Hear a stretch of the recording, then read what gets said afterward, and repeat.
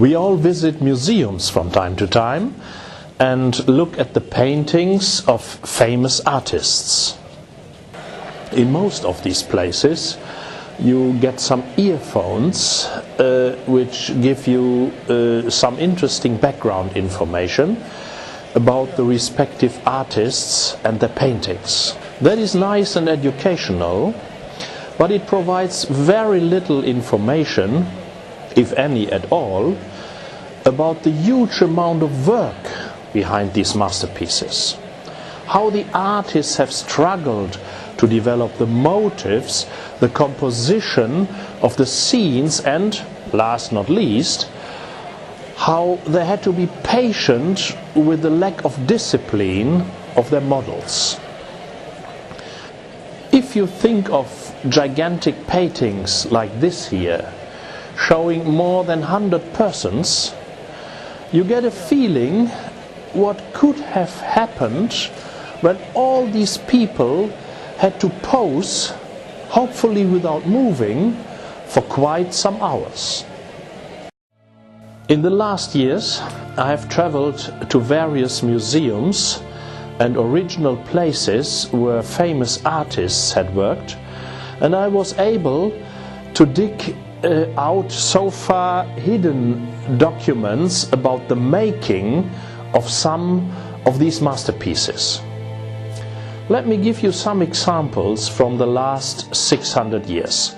Sandro Botticelli and Raffaello in the 15th century, Paolo Veronese, 16th century, Bartholomeus von Bassen and Rembrandt van Rijn in the 17th century, Pierre-Auguste Renoir representing the 19th century, and last not least, Salvador Dali, 20th century. Especially the very old documents are rather damaged, as you can understand, but I have tried to restore them to the best possible extent.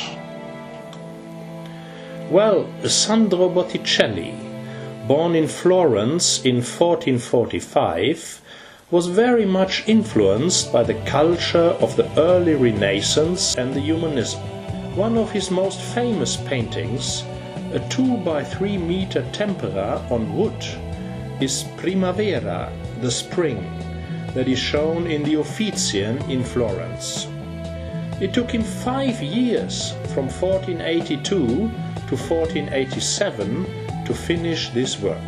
As we can see in the old documents, the major problem was Amor, the little figure on top.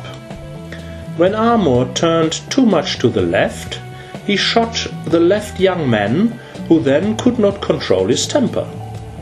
When Amor turned too much right, he got the other person, who reacted similarly, which clearly shows that Amor has significant influence on people's behavior. But for Botticelli, it only meant delay in his painting, as he had to calm down the whole group again after those eruptions of hormones. Raffaello Sancho da Urbino, born in 1483, was a painter of the High Renaissance. One of his famous paintings, a 2.6 by 2 meter oil on canvas work, is La Madonna di San Sisto, now in the gallery in Dresden. It took him 2 years, from 1512 to 1513, to finalize it. The main problem was one of the angels that you see in the bottom of the painting. The very young model was always turning around and talking to the other. Raffaello had to pick out comparable moments to get the right impression at the end. Paolo Veronese, born 1528 in Verona, was an offspring of the late Renaissance. He tried to illustrate how Jesus might have been able at the wedding in Cana to turn water into wine. His huge oil painting on canvas is 10 meters wide and 7 meters high, shown in the Louvre. When he was almost ready with his monument and still did not know how the mystery was possible, he saw Palestine helicopters arriving that obviously delivered the wine. Unfortunately, he was so shocked that there was a natural explanation that he did not document it. That's a pity, but what can we do? A century later, in 1606, Rembrandt van Rijn was born and turned into the most renowned artist of the Dutch Baroque era. The painting for which I found some issues in the production is Bathseba, a woman who gets foot care and has a piece of paper in her hand. I assume that it was a very modern woman, as she could not sit still for a while but always had to check her iPad, probably waiting for twitters from her friends. We have to admire Rembrandt that he could be patient enough and finalize his great piece of art. There is another famous Rembrandt painting with some background information. The Anatomy of Dr. Tulp. Dr. Tulp shows his colleagues how a human being looks like under the skin. The person on the bed seems to be dead. At least Rembrandt chose a color that supports this impression. But it was an actor who took that part in the scene and, unfortunately for him, Dr. Tulp made several mistakes with his scissors and the bed had to be cleaned several times. We don't know whether the actor was dead eventually when the painting was finished. A less known contemporary of Rembrandt was Bartholomeus van Bassen, who gave us a glimpse of the interior of houses in the Renaissance. The challenge during production was that dock on the right side, not well trained and unable to stay on his place for a few hours. Van Bassen tried several docks, but at the end he had to place a stuffed dock there to continue his work. When we turn to the 19th century, the problems for painters stayed the same, even if the issues changed a bit. Pierre-Auguste Renoir, born 1841 in Limoges, France, could probably fill hours of talking about the trouble he has had with the beautiful painting The Large Bathers. Women at that time used special bathrobes, but Renoir found that too boring. He wanted something new.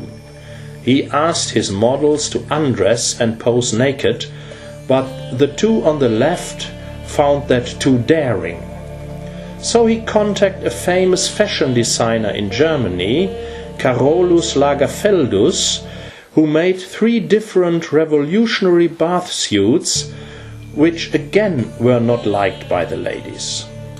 Finally, a simple towel was chosen, and the string was not used either. Most of the problems, however, were made by the girl in the background. She was always diving and coming up again. Renoir had to put a second girl in the background, almost underwater, to keep the jumping lady under control. The last example for today comes from Salvador Dali, born in 1904 in Figueres, Spain. When you look at his well-known painting The Last Supper, you see all around the table very sad and frustrated.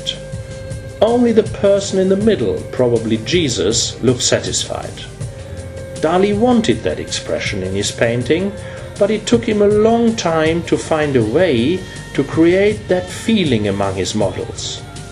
He asked them to play poker, but gave Jesus special cards that he would always win. In the painting he did not show the cards, however, as he didn't want to disclose that they were manipulated. When you next time go to an art exhibition, think of the challenges behind the tremendous work of the artists even without digging into archives, you may have your own thoughts and interpretations. Have fun, and thank you for joining me on this tour.